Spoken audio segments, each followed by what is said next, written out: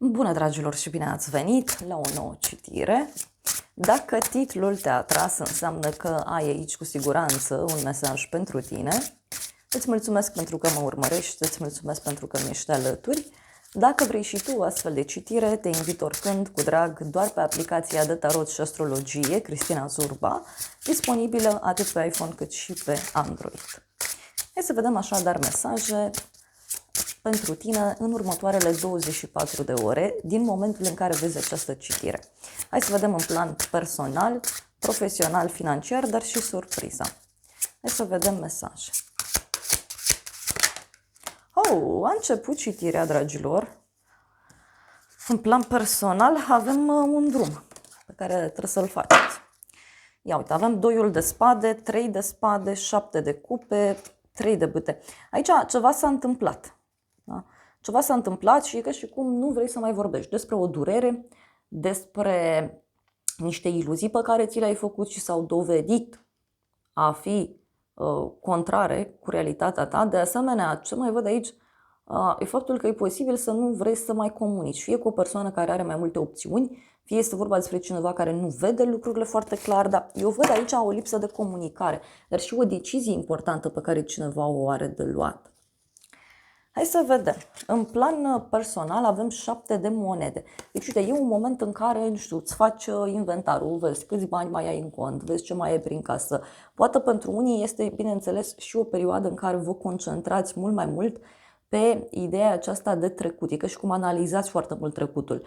Pentru unii, în plan personal, e posibil să se discute în perioada aceasta despre banii la comun, despre o moștenire, despre ceva ce este în așteptare de foarte mult timp. Iar apoi avem 6 de spade. 6 de spade care, uite, reprezintă un drum pe care îl faci. Fie împreună cu prietenii, fie îți vine cineva în vizită, fie unii pur și simplu aveți aici de rezolvat ceva important privind viața privată. Dar văd aici și că această așteptare poate să se diminueze, e ca și cum lucrurile se pun în mișcare pentru tine. Hai să vedem despre ce este vorba. 7 de monede, ok.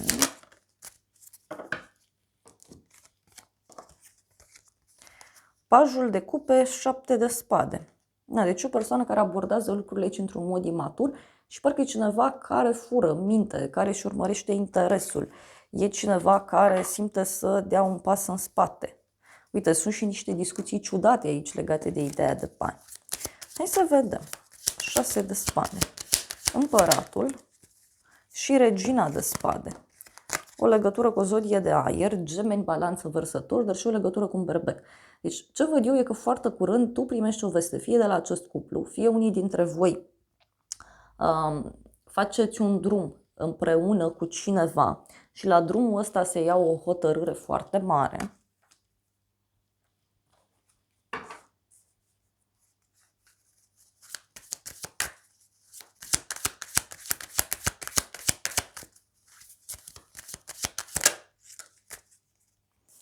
Avem așa, cavalerul de bâte. În curând. Deci aici eu văd o persoană foarte entuziasmată, foarte energică. Poate cineva care vrea să-ți vină în vizită, cineva care vrea să se apropie mai mult de tine. Poate e o persoană mai energică din fire. Apoi avem, uite, pajul de monede. Uite, e un moment aici în care studiezi ceva, analizezi ceva important. Poate pentru unii dintre voi să fie și o conexiune pe care o puteți avea cu o persoană mai tânără. Da?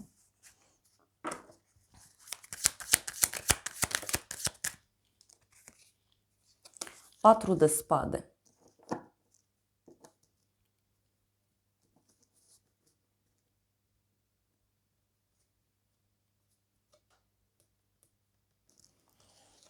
Persoana aici care poate te invită undeva, la un drum sau te invită într-un weekend. Aici văd clar și o rezolvare într-o situație.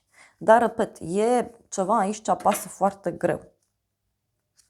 Și are legătură cu așteptare.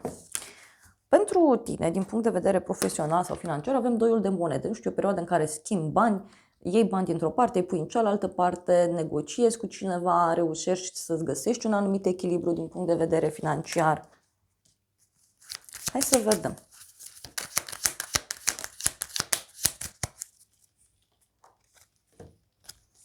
Șase de cupe, Marele Preot, o legătură cu zodia Taur. Aici eu văd și o bucurie pentru tine, fie legată de bani, fie o bucurie legată de un copil, fie are legătură cu o colaborare veche, da? Care acum în sfârșit se așează. Ce mai văd pentru tine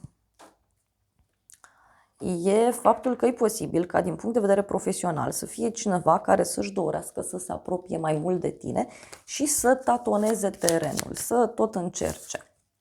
Apoi avem 2 de bâte, deci uite, o veste care apare de la drum lung sau poate chiar o veste care apare și are legătură cu un proiect pe termen lung sau are legătură cu o amânare. Poate e un moment aici în care îți planifici ceva pe un termen mai lung.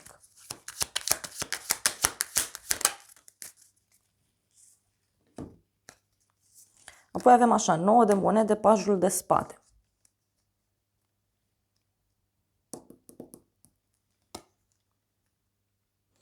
O persoană, uite, care e foarte curioasă, fie în legătură cu banii, fie este vorba despre o persoană care e foarte curioasă în legătură cu partea aceasta materială, poate pentru unii să fie și niște bani pe care îi primiți de la drum.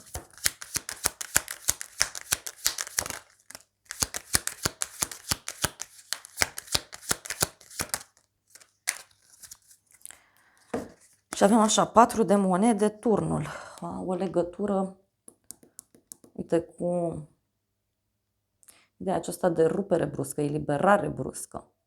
Poate să fie, uite, și un blocaj care se duce, dar poate să fie și un moment în care zici, domnule, uite, m-am hotărât, îmi fac un alt plan de viitor sau m-am hotărât, renunț la anumite lucruri. Da?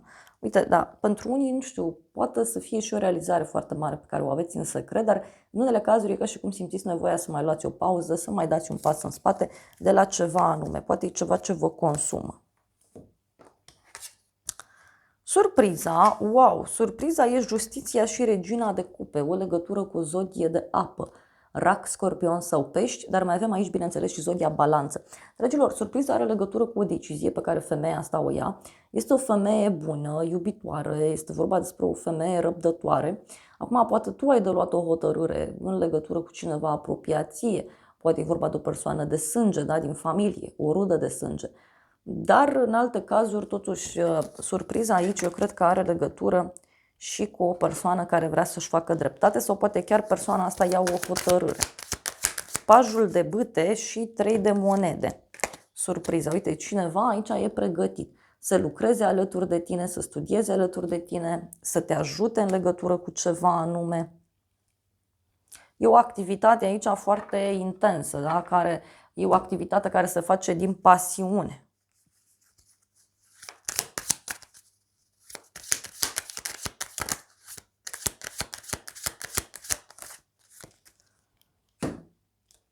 Nouă de cupe, regele de spade, o legătură cu o zodie de aer, Gemeni, balanță, vărsător.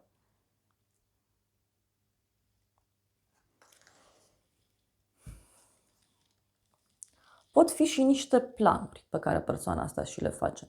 Planuri bune, pozitive, care te ajută enorm de mult.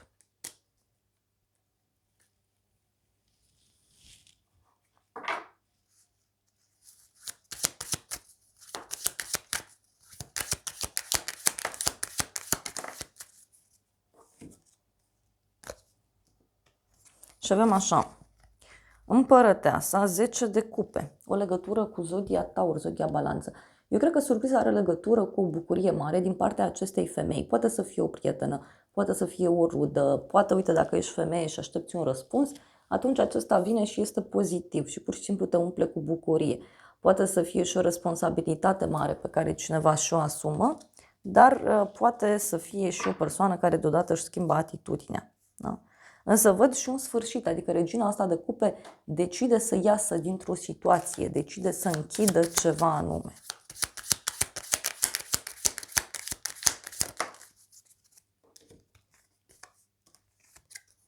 Diavolul, 6 de monede. O legătură cu zodia Capricorn. Surpriza are legătură, uite, cu persoana aceasta care știu eu, are de luat și o hotărâre legată de bani sau e cineva căruia îi place mereu să dețină controlul. Poate e o persoană care vrea să fie independentă, vrea să facă ceva pe cont propriu.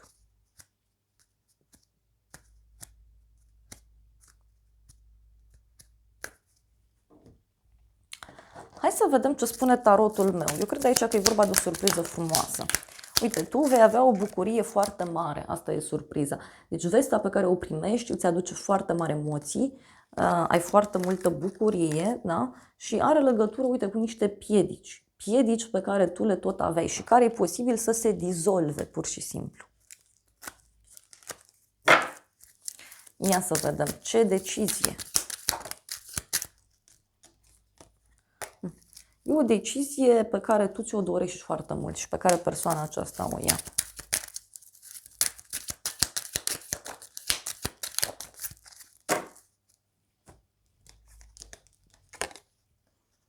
Bucurie mică, o veste despre un final.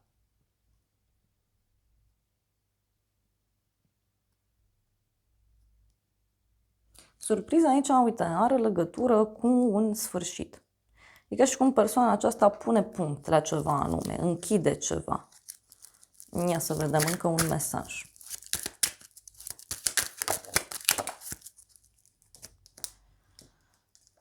O scrisoare și musafir. Și posibil, nu știu, ca persoana asta să vrea să-ți vină în vizită, să vrea să se întâlnească cu tine.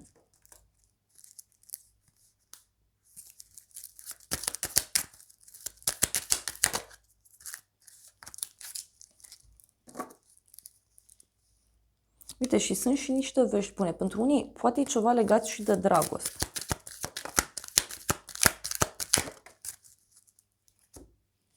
Că uite, avem și un bărbat matur și o persoană vicleană.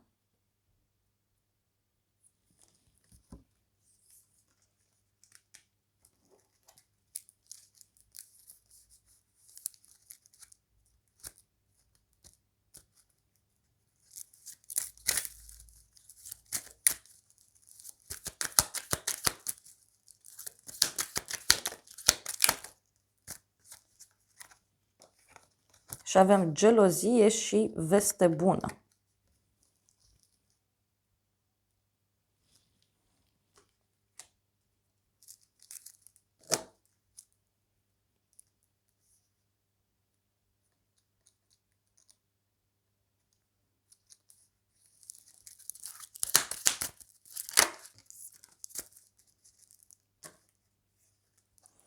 E un risc foarte mare aici pe care cineva și-l asumă, dar decizia aceasta pur și simplu e foarte norocoasă pentru tine. Hai să vedem ce spune și acest oracol. Puritate, da? Deci surpriza poate avea legătură cu o persoană sinceră, este o persoană cu sufletul deschis, cineva care spune lucrurilor pe nume. Și cineva care e foarte hotărât sau hotărâtă să se concentreze pe pacea sa interioară.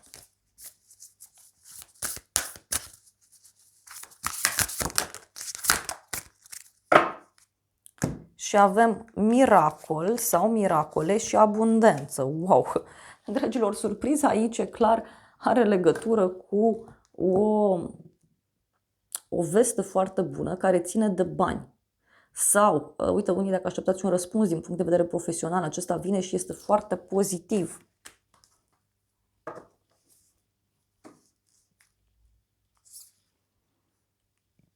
Libertate, curs, e ca și cum te eliberezi de ceva.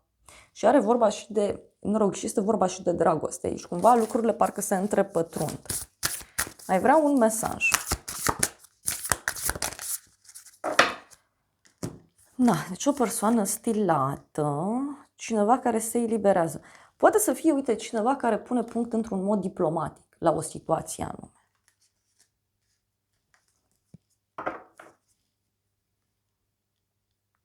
Schimbare, da? Deci cineva care se schimbă, cineva care acționează într-un anumit mod.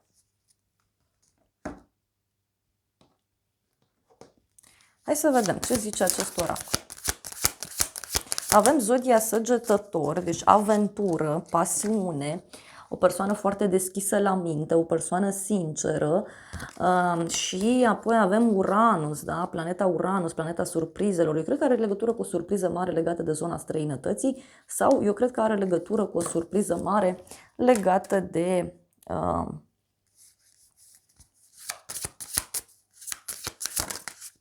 o schimbare bruscă. Da? Uite, avem planeta Mercur. Deci niște vești pe care le primești. O zodia Gemeni, zodia Fecioară, mai văd aici. Deci niște vești extraordinar de bune care, repet, aduc o transformare, o schimbare foarte puternică, poate chiar pe partea de carieră.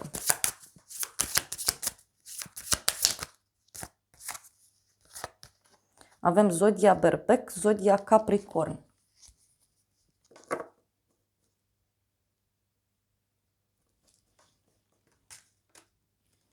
Da, deci eu cred că e vorba de un nou început din punct de vedere profesional.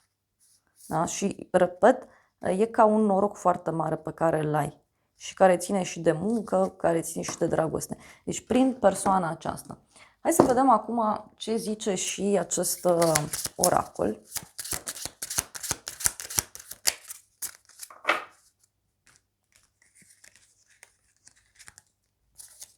Și avem așa. Inel de logodnă, un angajament etern, parteneriat, uniune. Da? Deci, din nou, este vorba despre ideea de relație, ideea de acte, ideea de înțelegere.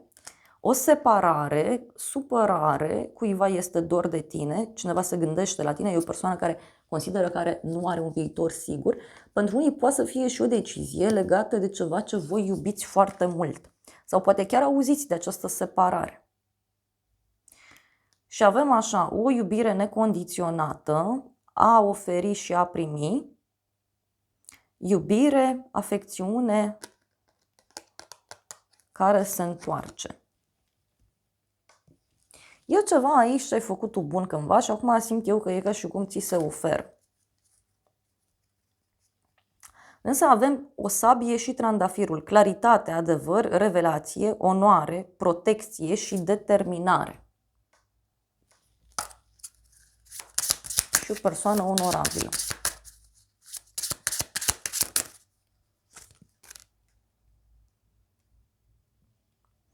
Avem pasiune, o chimie nebună, scântei și distracție, un interes egal și o dorință arzătoare.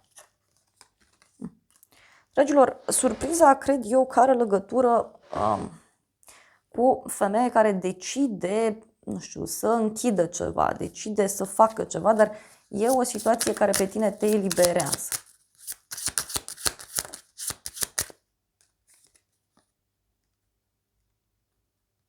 Avem ursul Teddy, cineva care este interesat de tine, cineva care îți dă mesaje romantice, cineva care vrea să vă întâlniți. Poate, știu eu, să fie și o propunere pe care o primești și poate are legătură cu partea profesională. Da?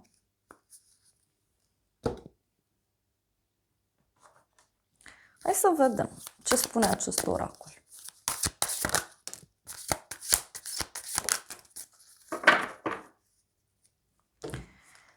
Zice așa, niciodată nu mă voi putea ierta pentru că te-am pierdut. Te-am rănit, dar regret nespus. Deci parcă e cineva care se simte vinovat sau vinovată pentru ceva ce a făcut. Iar apoi avem, nu pot schimba lucrurile, deși mi-ar plăcea. Iar ultimul mesaj e, nu îți pot spune tot adevărul.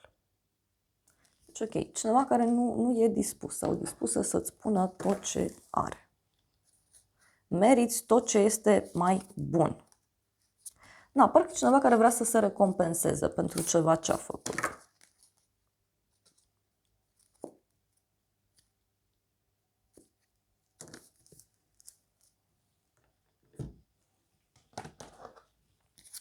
Hai să vedem.